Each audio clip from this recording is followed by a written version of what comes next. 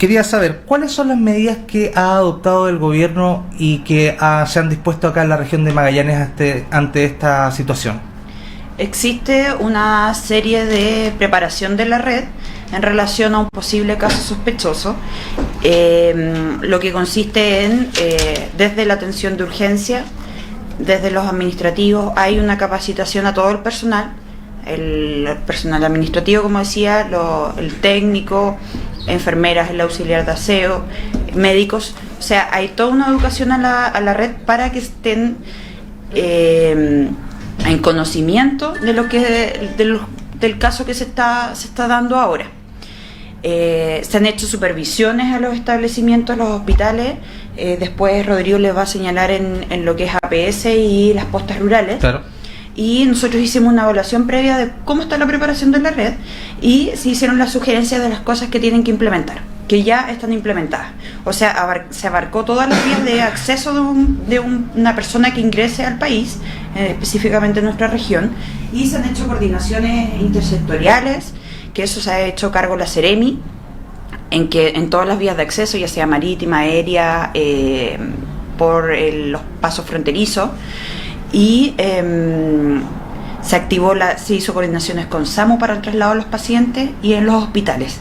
El hospital de referencia de nuestra región es el hospital clínico. Entonces todos los casos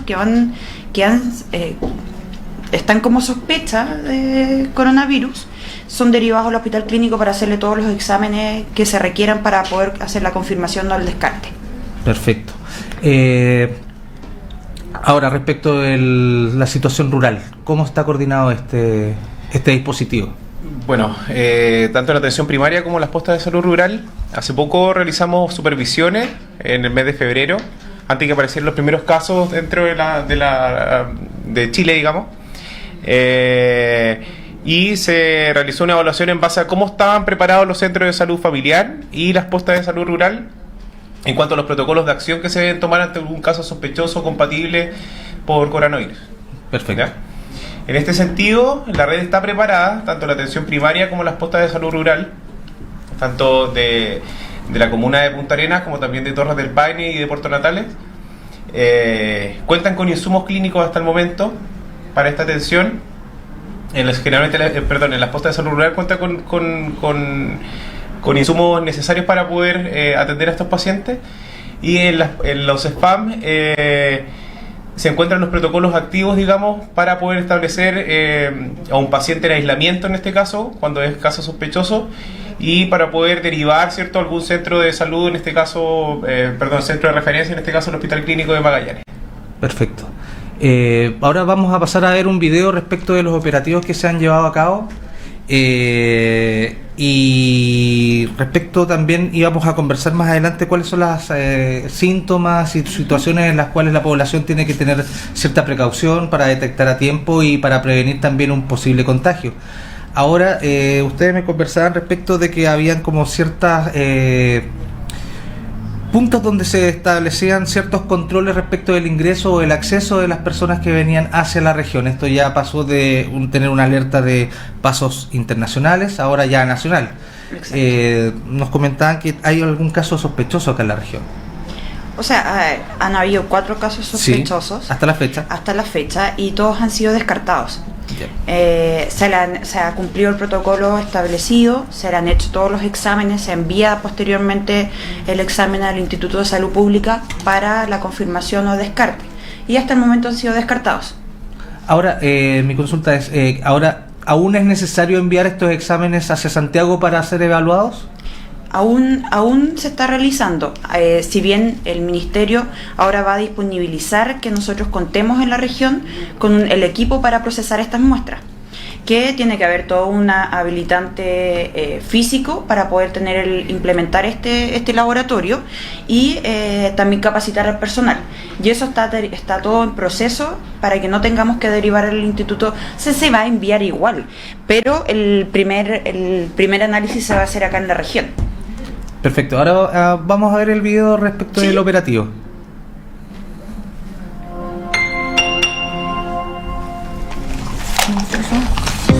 Plan de acción coronavirus. ¿Cómo prevenirlo? Lávese las manos frecuentemente con agua y jabón. Al toser o estornudar, cubra boca y nariz con pañuelo desechable o con el antebrazo. Evite tocar o acercarse a personas con infecciones respiratorias. Si tiene dudas, llame a Salud Responde al 600-360-7777. Perfecto. Ahora, ¿cuáles son los síntomas a los cuales hay que estar atentos? Bueno, principalmente los síntomas, cabe recalcar que son síntomas comunes de cualquier patología respiratoria, en este caso fiebre sobre 38 grados, tos y dificultad para respirar. Ya. Ahora, que lo hace excluyente a las otras patologías es que existe una historia de viaje de esta persona, un caso sospechoso, digamos, en que haya ido a algunos países en que hay casos comunales, o el traspaso comunitario de la enfermedad. En este caso hablamos de China, Italia, Irán, Singapur y Japón, ¿ya? Que son los países establecidos, digamos, para poder determinar si hay un caso sospechoso en base a los síntomas que te mencioné anteriormente. Perfecto.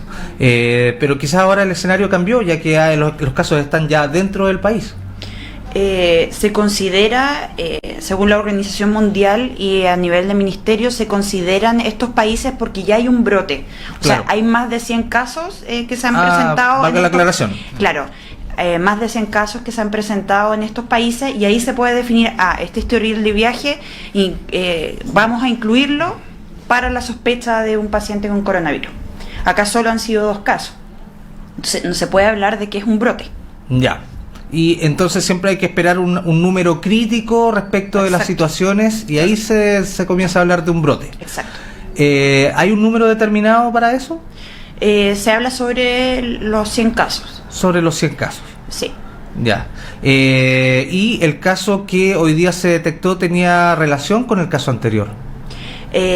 Claro, es una pareja, un matrimonio, que ambos viajaron al extranjero y obviamente el medio de contagio del coronavirus es a través del contacto o las gotitas, en que cuando uno tose elimina partículas al ambiente que tienen un alcance de 1 metro y obviamente por el hecho de ser pareja el contacto ya es más directo. Claro. Porque claro, tenía entendido, bueno, cuando se comenzó a hablar del coronavirus habían algunas cosas de las cuales se desconocía. Una de esas era si es que podía haber algún tipo de contagio de manera estática, por decirlo así, de que estuviese como el virus Santa quizás reposando en algún Objeto en inanimado. algún espacio, en algún objeto inanimado. ¿Eso está descartado? No está descartado aún. Se comenta en realidad que no es nada oficial porque como es algo nuevo, Ujú. no hay certeza de todas las cosas. Pero hasta ahora la información que manejamos es que permanece el virus en una superficie o en un objeto inanimado alrededor de un par de horas. Tampoco es algo prolongado. Pero si uno tiene todas las medidas de prevención y control, esto no debería propagarse. Perfecto. Ahora, Rodrigo, coméntanos respecto del flujo en el sistema primario de atención pública. Bueno, todos los protocolos de acción son conocidos por los centros de salud familiar. Ya. En este caso, si ingresa un paciente a un centro de salud familiar, directamente al SOME a pedir una atención, ¿cierto? Porque presenta sintomatología respiratoria y obviamente está relacionado con algún viaje a los países que mencioné anteriormente, se debería activar un protocolo en este caso en que el personal administrativo que va a atender a este paciente en una primera instancia debería entregar un elemento de protección personal al paciente, en este caso una mascarilla, ¿ya? ¿Cierto? Porque va a tener síntomas respiratorios, por lo tanto va a cursar con tos, lo que va obviamente a gotículas que pueden infectar otras zonas, ¿cierto? O otros pacientes o otras personas que estén dentro del centro de salud, por lo tanto se debe activar ese protocolo en primera instancia.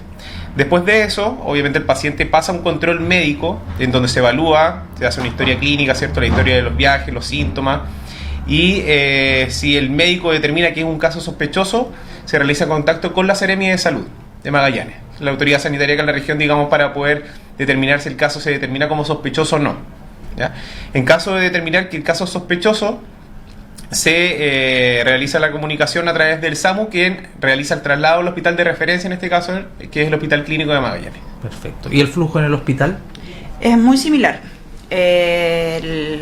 lo mismo, que el personal administrativo que recibe al paciente y le consulta, ellos generalmente consultan por qué sintomatología vienen, y el personal está capacitado en que ellos hagan una indagación más activa, en que si viene con síntomas respiratorios, consultarle si viajó previamente, si visitó algunos países, para que ellos puedan decir, este caso puede ser sospechoso, entonces le entregan la mascarilla al paciente e informan al tiro al equipo que esté en el servicio de urgencia.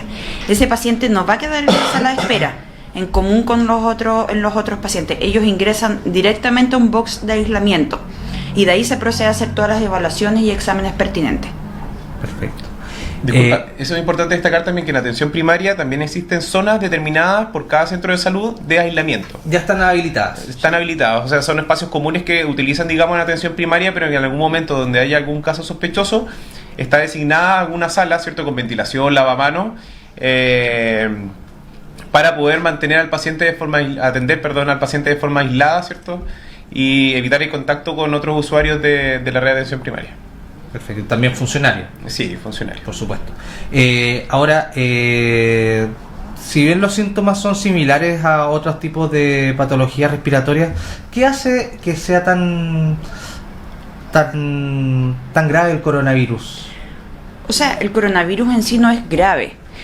Tiene una letalidad muy baja, alrededor del 2 a 3%. O sea, ¿qué quiere decir? Que el 97% de la población presenta un resfrío suave, común. Entonces, lo que ha generado mayor impacto, y se ha visto tantos casos que han fallecido, de pacientes que han fallecido, se da en el contexto de China, que hay que tener en consideración que ellos tienen una población mucho mayor y la cantidad de gente que habita en una ciudad es mucho mayor a lo que nosotros tenemos en nuestra realidad. Entonces, por eso genera un poco de alarma. Pero el llamado es a la tranquilidad. O sea, están todas las medidas, si uno utiliza las precauciones estándar, lavado de manos, toser, protegerse al toser con el pliegue del codo, utilizar un pañuelo desechable y eliminarlo, con esas medidas bastaría para uno evitar contagiarse. Ya, perfecto. Ahora, además de dichas medidas, ¿hay algunas otras que sean complementarias? En este caso está demostrado que las precauciones estándar, como son el lavado de manos, lo que mencionaba Roxana, ¿sí? Las medidas de higiene respiratoria, son las medidas preventivas con mayor demostración, digamos, que limitan el contagio por el virus. Perfecto, o sea, toser con el pliegue del... Sí, con el pliegue del antebrazo. Con el pliegue. Sí, con el pliegue del antebrazo. Si ocupan un pañuelo desechable para toser o estornudar, el papel tiene que ser eliminado.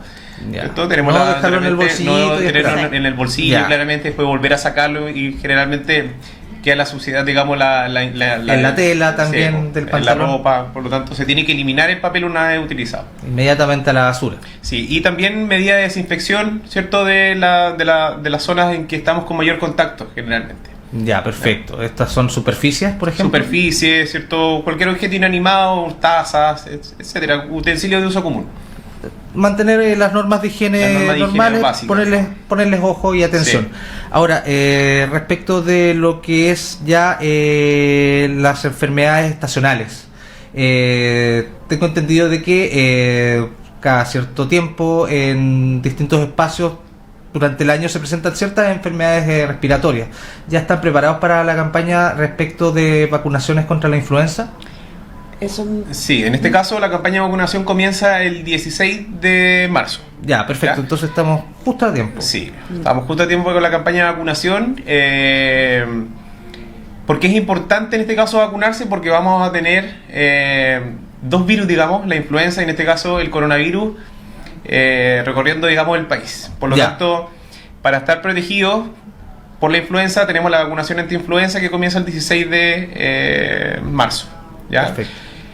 Principalmente los grupos objetivos de los niños de 5 meses hasta los 10 años, toda mujer embarazada independientemente del mes de gestación y adultos mayores, y el personal de salud. Perfecto. Ahora, respecto de eso mismo, las personas, por ejemplo, que se vacunaron el año pasado, ¿necesitan ser vacunadas nuevamente? Sí. ¿Sí? ¿Por qué razón el virus va va cambiando o va bajando el efecto? La verdad que no presento tanta información porque no veo tanto el tema de vacunación. Ya, perfecto. Pero la campaña se debe realizar para los grupos objetivos. Para la sí, misma. para las metas y que son los grupos siempre objetivos. generan ciertas mutaciones el virus. Claro. Entonces, en base a ese análisis, se ha hecho la vacuna. Ya. Porque inicialmente la conocimos como la influencia aviar, porcina, entonces ha ido evolucionando. De hecho, el mismo coronavirus que presentaba un nombre sí. anteriormente. Claro, que había presentado como otra sintomatología respiratoria, más términos técnicos, SARS, MERS, que son tipos de afecciones respiratorias asociados a esto mismo, pero genéticamente es distinto. Ya. Entonces, todo esto es, en el fondo, se va adaptando a la realidad que tenemos actualmente. Ya, perfecto. Se están determinando también como otras medidas, por ejemplo, de decretar cuarentena a las personas que presentaban síntomas.